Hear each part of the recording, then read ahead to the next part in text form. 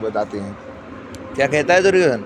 दुर्योधन कहता है, अतएव सैन्य व्यूह में अपने अपने मोर्चों पर खड़े रहकर आप सभी भीष्म पितामह को पूरी पूरी सहायता दें।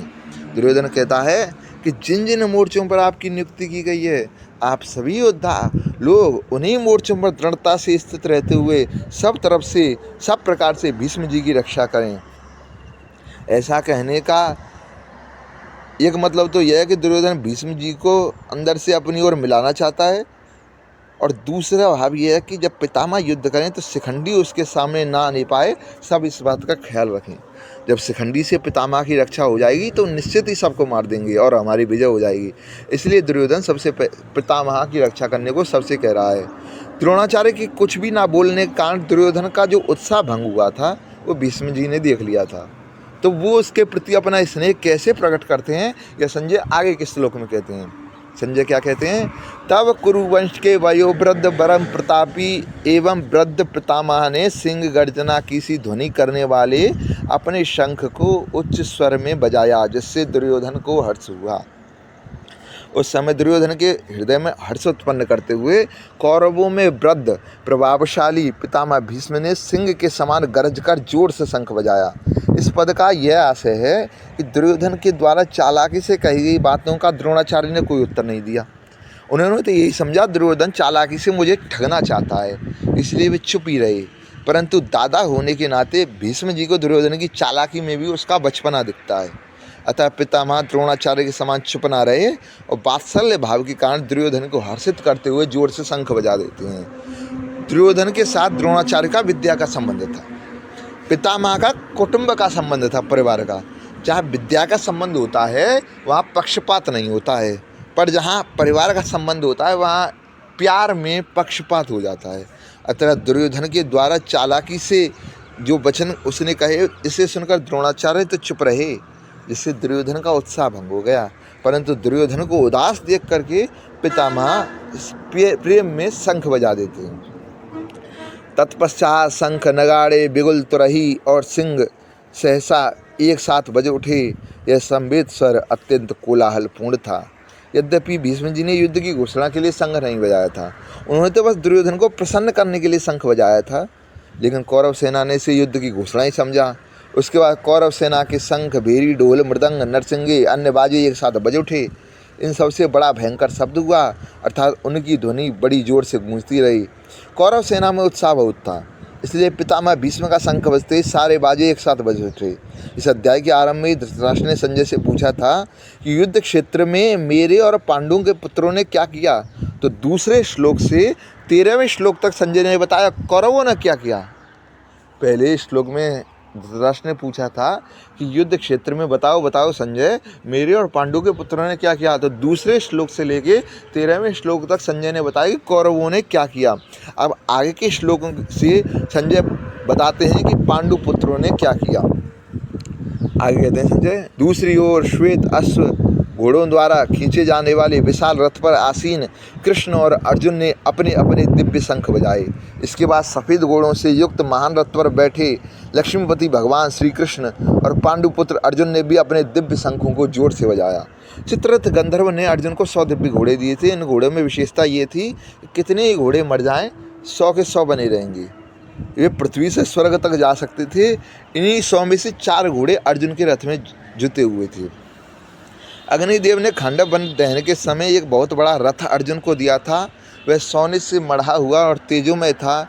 उसके पहिए विशाल थे। इसकी ध्वजा बिजली की समान चमकती थी। यह ध्वजा 1 योजन तक फहराया करती थी। इस ध्वजा पर हनुमान जी विराजमान थे। उस सुंदर और तेजोमय रथ पर साक्षात भगवान श्री कृष्ण और उनके प्यारे भक्त अर्जुन के विराजमान होने से उस रथ की शोभा और बढ़ गई थी। भगवान श्री कृष्ण और अर्जुन के हाथों में जो शंख थे वो तेजोमय और अलौकिक थे। उन शंखों को उन्होंने बड़े जोर से बजाया। यहाँ सवाल यह उठ सकता है कि पितामह तो कौरव सेना के सेनापति थे, इसलिए सबसे पहले उन्होंने शंख बजाया, ये बात जायज़ है। लेकिन पांडव सेना में तो सेनापति धृष्टद्युम्न है, फिर भी सबसे पहले श्री कृष्ण ने शंख क्यों बजाया?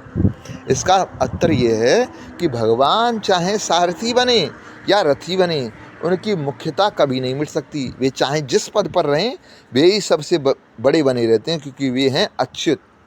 पांडव सेना में भगवान ही मुख्य हैं, वे ही सबका संचालन करते हैं। जैसे बाल्यावस्था में श्री कृष्ण की बात सबने मान ली कि इंद्र की जगह गोवर्धन की पूजा शुरू कर दी, वैसे ही भगवान जिस अवस्था में जिस स्थान पर जहाँ भी रहते हैं वे ही मुख्य रहते हैं। इसलिए भगवान ने सबसे पहले शंख बजाया। भगवान कृष्ण ने अपना पांचजन्य शंख बजाया, अर्जुन ने देवदत्त शंख और अतिभोजी और अति मानवीय कार्य करने वाले भीम ने पौंड्र नामक भयंकर शंख बजाया। सबके अंतर्यामी भगवान श्री कृष्ण ने पांचजन्य नामक शंख बजाया। भगवान ने पंचजन्य नामक दैत्य को मारकर शंख रूप से उसको ग्रहण किया था, इसलिए शंख का नाम पांचजन्य हो गया था। राजसूय यज्ञ के समय अर्जुन ने दिग्विजय करके बहुत सारा धन इकट्ठा किया था, इसलिए अर्जुन का नाम धनंजय पड़ गया। देवराज इंद्र ने अर्जुन को देवदत्त नामक शंख दिया। इस शंख से बड़ी जोर की ध्वनि होती थी, जिससे शत्रु सेना घबरा जाती थी। इस शंख को अर्जुन ने बजाया। हिडम्बासुर, बकासुर, जटासुर आदि असुरों और कीचक, जरासंध आदि बलवान वीरों को मारने के कारण भीमसेन का नाम भीमकर्मा पड़ गया था। उसके पेट में जठराग्नि के अलावा ब्रक नामक एक विशेष अग्नि थी, जिससे भोजन जल्दी पच जाता था, इसलिए उसका नाम ब्रकोदर पड़ गया था। ऐसे भीमकर्मा, ब्रकोदर, भीमसेन ने बहुत बड़े आकार वाला पौंड्र नामक शंख बजाया। आगे कहते हैं संजय, हे राजन, कुंती पुत्र राजा युधिष्ठिर ने अपना अनंत विजय नामक शंख और नकुल और सहदेव ने सुघोष और मणिपुष्पक नामक शंख बजाए। यहाँ युधिष्ठिर को राजा इसलिए कहा गया है, अब संजय ने युधिष्ठिर को राजा क्यों कहा समझिए। यहाँ युधिष्ठिर को राजा इसलिए कहा गया है क्योंकि युधिष्ठिर वनवास से पहले इंद्रप्रस्थ के राजा थे और नियम के अनुसार वनवास और अज्ञातवास के बाद वे राजा ही होने चाहिए थे। तो राजा कहकर ये संजय यह संकेत करना चाहते हैं कि आगे चलकर धर्मराज युधिष्ठिर राजा होंगे।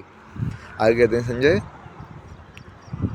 महान धनुर्धर काशीराज, परम योद्धा शिखंडी, धृष्टद्युम्न, विराट, अजय, सात्विकी, द्रुपद, द्रौपदी के पुत्र, सुभद्रा के पुत्र महाबाहु पुत्रों ने सबने अपने अपने शंख बजाए।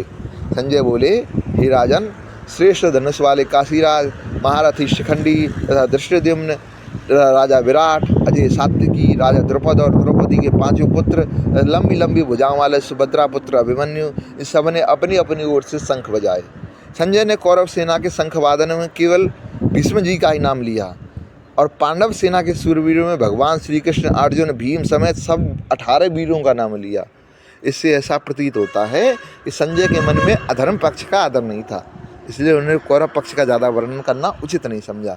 पांडव सेना के शंख वादन का कौरव सेना पर क्या असर हुआ, संजय आगे के श्लोक में कहते हैं इस विभिन्न शंखों की ध्वनि कोलाहलपूर्ण बन गई, जो आकाश तथा पृथ्वी को शब्दायमान करते हुए धृतराष्ट्र के पुत्रों के हृदय को विदीर्ण करने लगी।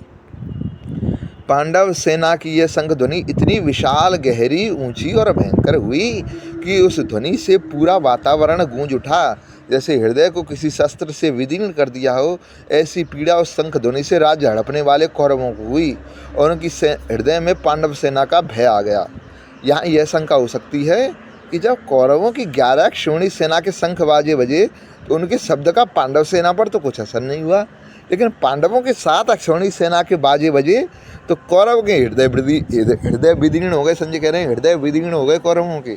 इसका समाधान यह है कि जिसके हृदय में अधर्म, अन्याय और पाप नहीं है, अर्थात जो धर्मपूर्वक अपने कर्तव्य का पालन करता है, उसके हृदय में भय नहीं होता।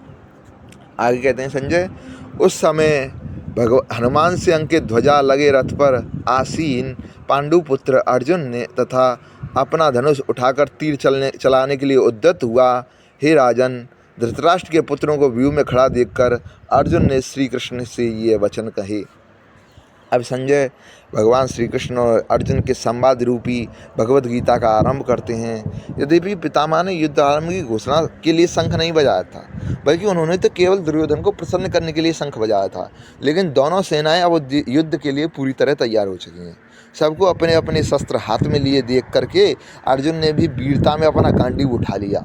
जब दुर्योधन ने पांडव सेना को देखा था तो वह भागा द्रोणाचार्य के पास गया था, लेकिन अर्जुन ने जब कौरव सेना को देखा तो तुरंत उसने अपना धनुष हाथ में पकड़ लिया। इससे पता चलता है कि दुर्योधन के अंदर भय है और अर्जुन बिल्कुल निर्भय है। पांडव सेना को देखकर दुर्योधन तो आचार्य के पास जाकर चालाकी से भरे वचन बोलता है, लेकिन अर्जुन कौरव सेना को देखकर, जो जगत गुरु हैं, अंतर्यामी हैं, मनोबुद्धि के प्रेरक हैं, ऐसे भगवान श्री कृष्ण से सूरवीरता और उत्साह भरे वचन बोलता है। अर्जुन क्या कहते हैं? अर्जुन बोले, हे अच्युत, कृपा करके मेरा रथ दोनों सेनाओं के बीच में ले चलो, जिससे मैं वहाँ उपस्थित युद्ध की अभिलाषा रखने वालों को और शास्त्रों की इस महान परीक्षा में जिससे मुझे संघर्ष करना है, उन्हें देख सकूं। अर्जुन कहते हैं, हे अच्युत, दोनों सेनाओं के मध्य में मेरे रथ को खड़ा करिए। और कब तक खड़ा करना है? अर्जुन बताते हैं कि युद्ध की इच्छा लेकर कौरव सेना से आए हुए जितने भी राजा लोग यहाँ खड़े हैं, जब तक मैं उनको देख ना लूँ अच्छी तरह, तब तक मेरे रथ को वहीं आप खड़ा रखिए। इस युद्ध के उद्योग में मुझे किन किन से युद्ध करना है, उनमें कौन मेरे से समान बल वाले हैं, कौन मुझसे कम बल वाले हैं, कौन मुझसे अधिक बल वाले हैं, मैं उन सब को जरा देख लूँ। आगे कहते हैं अर्जुन, मुझे उन लोगों को देखने दीजिए जो यहाँ पर धृतराष्ट्र के दुर्बुद्धि पुत्र दुर्योधन को प्रसन्न करने की इच्छा से लड़ने के लिए आए हुए हैं। अर्जुन कहते हैं, इस दुष्ट बुद्धि दुर्योधन ने हमारा नाश करने के लिए आज तक कई तरह के षड्यंत्र रचे। नियम के अनुसार न्यायपूर्वक हम आधे राज्य के अधिकारी हैं, पर यह उसको भी हड़पना चाहता है, हमें देना नहीं चाहता। इसकी यह दुष्ट बुद्धि है और इसके साथ आए राजा लोग भी इसका ही प्रिय करना चाहते हैं। मित्र का तो यह कर्तव्य होता है कि मित्र का जिसमें हित हो वैसी सलाह दे, लेकिन ये लोग उसकी बुद्धि शुद्ध करने के बजाय युद्ध में उसकी सहायता करके उसका पतन ही कराना चाहते हैं। अतः इन युद्ध के लिए उतावले राजाओं को मैं भी देख लूँ। इन्होंने अधर्म और अन्याय का पक्ष लिया, इसलिए हमारे सामने टिक नहीं पाएंगे, नष्ट हो जाएंगे। अर्जुन के ऐसा कहने पर श्री कृष्ण भगवान ने क्या किया, इसे संजय आगे के श्लोकों में कहते हैं।